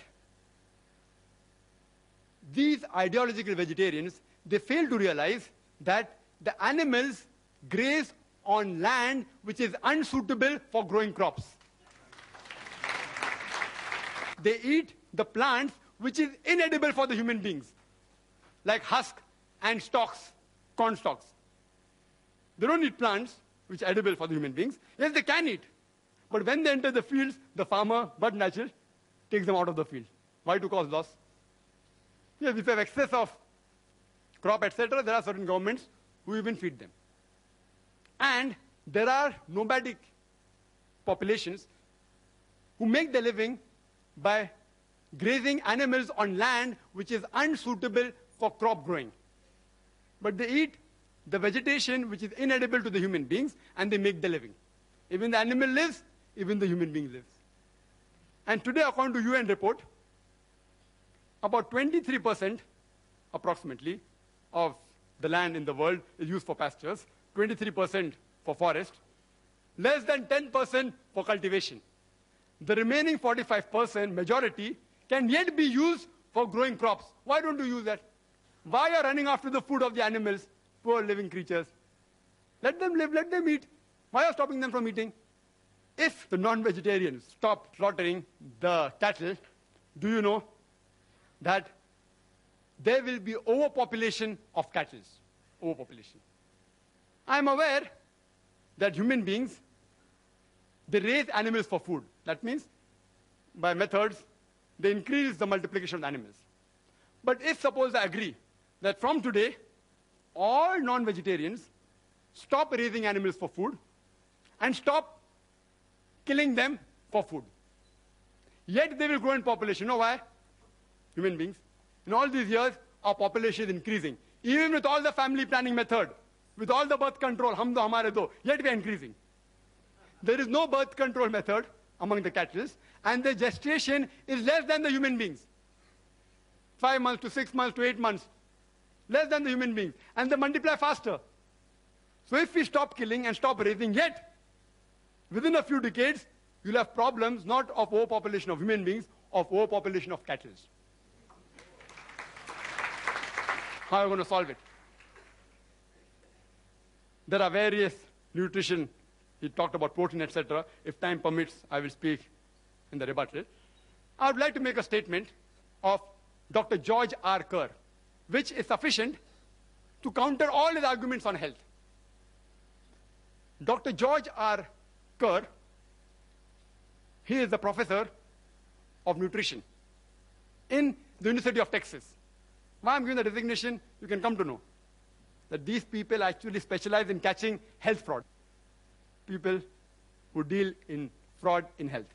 He says that virtually all authors of the diet and disease books, they propose hypotheses which are untested, ill-tested, unfound, unlikely, or disproved. I would like to repeat. Dr. George R. Kerr says, virtually all authors of books on diet and disease, they propose hypothesis which is ill-tested, unfound, non-tested, unlikely, or disproved. Time is running short. I would like to make the statement that's given by the American Council on Science and Health. Just a statement. See, they are experts. These quotation of research aren't scientific facts. All this quotation that this causes this, that, some are scientific facts, but they can be prevented. But the other thing about mentioning about this land and that land, these are only statistics done by individual researchers. Even when you do PhD, you can do a research and that will come into account, but won't carry weight. American Council on Science and Health says that a person need not abstain from meat and be a vegetarian to have a healthy diet. And the topic is not veg or non-veg, which is healthier. It is non-veg food permitted or prohibited for the human beings? And I will list out the points in summary to make it easier for Mr. Zaveri to answer in the rebuttal. Point number 1. There is not a single major religion which bans or prohibits all non-veg food in general. Point number 2. Geographical places like Arctic, where Eskimos live, how could you have provided food all these years back? And today also, if you provide, it's going to be more expensive. Point number 3. If all life is sacred, why do you kill the plants? Even they have life. Point number 4. Even plants feel pain. Point number 5. Even if I agree they have 2 senses less, killing a creature of 2 senses less is a lesser crime, is illogical. Point number 6. It's preferable to kill one animal and take one animal life than to take 100 lives of plants for feeding 100 people. Point number 7. Each and every argument can be disproved. The liver and the kidney, HCl. Same with saliva. Same with the pH of the blood. Same with the lipoprotein. Point number 8. The human beings have an omnivorous set of teeth for eating veg as well as non-veg. Point number 9. They have a digestive system which can digest both veg and non-veg and have proved it scientifically approved by the enzymes. Point number 10. Primitive man was non-veg. So you can't say it's prohibited for human beings. Human beings is even for that person. Point number 11. The food you eat has an effect on your behavior, but saying that non-veg food makes you violent has got no scientific base at all. Point number 12. Giving argument that veg food makes you strong, makes you peaceful, makes you intelligent, makes you athletes, are all myths. Point number 13. Night vision and sense of smell is strong in carnivorous. In herbivorous, it is less. The carnivorous animal have hoarse voice, coarse voice. Herbivorous animal don't have coarse voice. Are all illogical arguments. Point number 14. That veg food is cheaper, I've disproved it.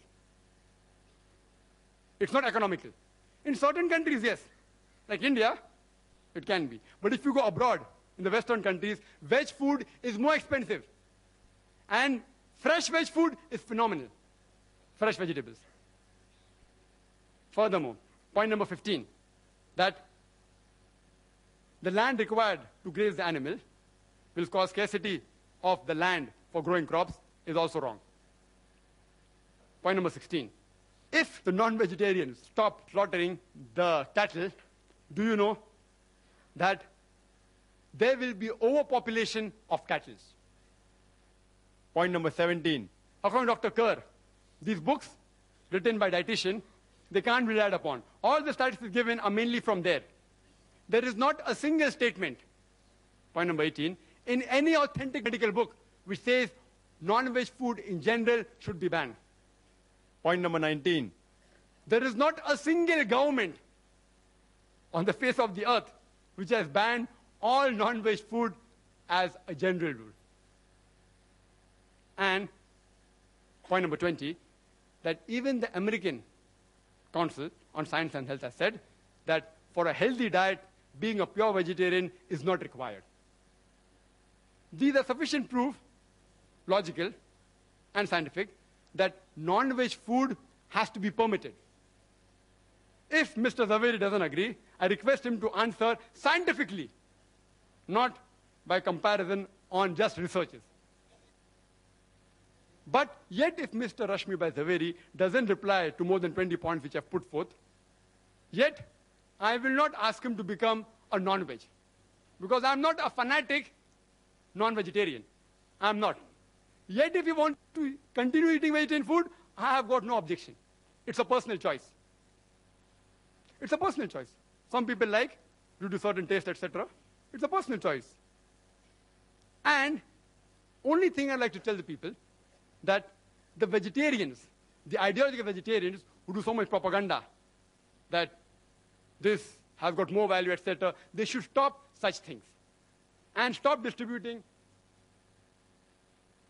these type of books which mislead the people. I would like to end my talk by giving the quotation of the glorious Quran from Surah Nahl, chapter 16, verse 125, which says, "Udu ila sabili rabbika bil hikmah wal maw'izatil hasana wajadil billati ahsan." That is, invite all to the way of thy Lord with wisdom and beautiful preaching, and argue with them and reason with them in the ways that are best and most gracious. Wa akhiru da'wana alhamdulillahi rabbil alamin.